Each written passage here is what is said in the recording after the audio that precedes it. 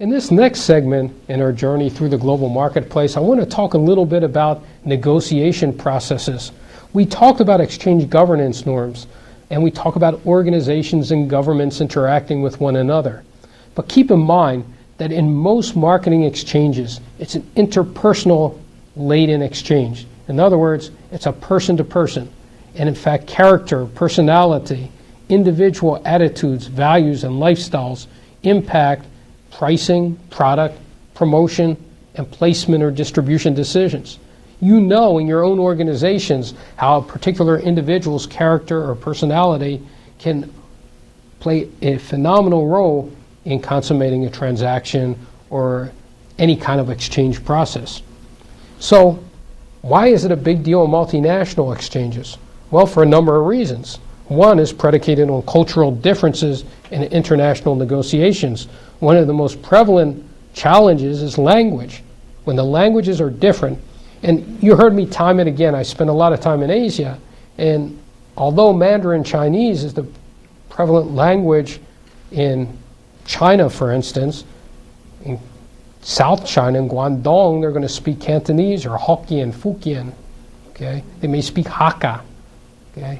In Shanghai, they have their own dialect, Shanghainese. In Hong Kong, Cantonese is widely spoken. And in fact, Mandarin is just beginning to play a big role. So within those dialects of Chinese, there are a lot of differences. It's no different than if you negotiate in different areas of Spain.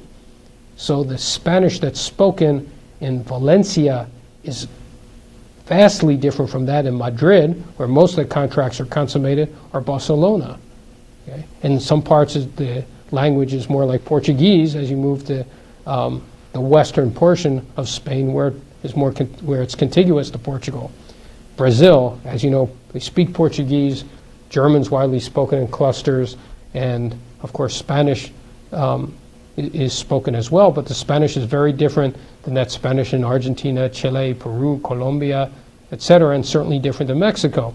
So that place of where the contract's consummated and where it's actually enforced plays a big role, and language is very, very important because, as you know, there are a lot of colloquial terms in every language.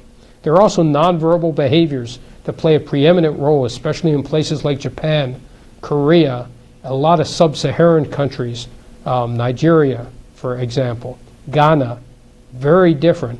Even in European countries, in contiguous country, they have very different types of nonverbal cues that impact this whole notion of negotiation. The value sets across countries are obviously different, and these are endemic to a particular culture. But one of the most difficult things to understand is that the cognitive and decision-making processes can be vastly different across different groups of people. And those groups of people could be subcultures within the country. So for instance, if you go into parts of New Zealand, the Maoris, who are indigenous to New Zealand, are very different than the Taiwanese, who control a big portion. They're the major immigrants into especially the North Island. So if you go into Auckland, there are a lot of Taiwanese. They're very different than the Maoris, and they're very different than many of the Australians who emigrated to New England and other groups of people who have emigrated to New Zealand. Same thing in Australia, second largest Greek population in the world. It's vastly different than the other populations in Melbourne that are governed by different norms and different cultural standards. So keep in mind that American values are frequently misunderstood across different marketplaces, and it can lead to very ill feelings when you go to another marketplace and want to negotiate. You know, the notion of objectivity. Well, what's objective in some countries are governed by religiosity or a value system that's very foreign to ones that Western multinational corporations aren't used to. There's competitiveness, and in fact the whole notion of competition, as we discussed earlier in the semester, is very different across different marketplaces. Notions of equality. One of the things that you'll find in many countries, even today in China, is that a woman will never consummate the contract. Even if she did all the work, she will hand it over to a male counterpart. It seems very unfair to us. In fact, we would say this is, gender discrimination, and in fact, by our standards, it is. But title, gender play big roles. It's not too different in Latin America. A lot of Latin American countries do the same thing.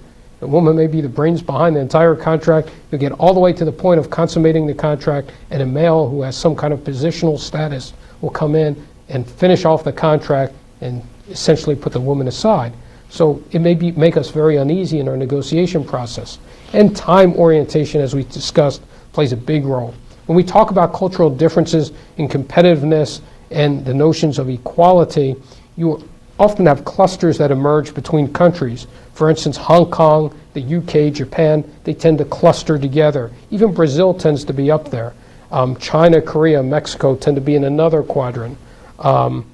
It really depends on the equality percentage of the profile going to the buyer. It plays a preeminent role in negotiations, though, because when you're negotiating price, for instance, it would be an effrontery in some cultures for a woman to contradict the statement of a man.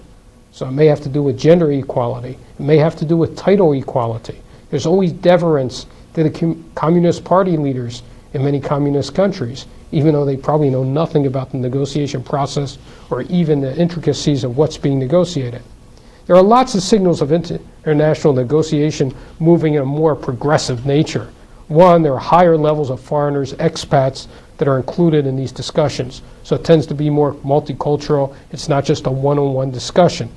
They tend to focus on specific terms rather than on global issues. And there tends to be a movement toward a softening of some of the culturally endemic attitudes and positions on issues. So you'll hear terms like, let's go back and study this issue a little more. And in some cases, it takes longer time to negotiate. I've had negotiations I've been involved in that have taken more than 2 years, whereas in the U.S., we expect to sit down a couple of meetings and get it hashed out. It's not like that when you deal with multinational corporations. At the negotiation table, there's a lot of talk in their own languages that are translated, and they're trying to reconcile meanings. So instead of just trying to have a translator convert everything, sometimes there's reconciliation of languages. So there are multiple translators trying to reconcile some of the jargonic components of an agreement. And a lot of informal bargaining, so the informality of exchange governance that we talked about earlier, plays a big role in the negotiation process. How do you prepare for it? Assess the situation and the people. Figure out what the facts are that you have to confirm during the discussion and set an agenda for every meeting. Figure out what the alternatives are in terms of the negotiated agreement, and then have some concessions already in mind. Okay? It depends on where you negotiate. Location plays a big role. The physical arrangements, the number of people or parties involved, and their titles. The audience. Is it something done away from the media? In some cases, negotiation is used as kind of a press release. So you see kind of a pop on that negotiation process and process something that's not behind closed doors. And it's imperative that you set time limits for all negotiations. There are a lot of stages in negotiations, and we'll talk about those. There are non-task sounding, informal. There's the task related, which is very much tied to facts. Then you get the level of persuasion where you're trying to persuade somebody. That's usually where most of the conflict emerges, because your persuasive tactics may or may not be accordant with what's acceptable within a particular culture. And again, there are concessions and agreements. If you look at differences between Japanese and American business styles, it's in the PowerPoint, it kind of illuminates some of these cross-cultural negotiation differences. In any case, negotiation is an important part of how we go about conducting multinational exchanges among corporations, both organizations and governments.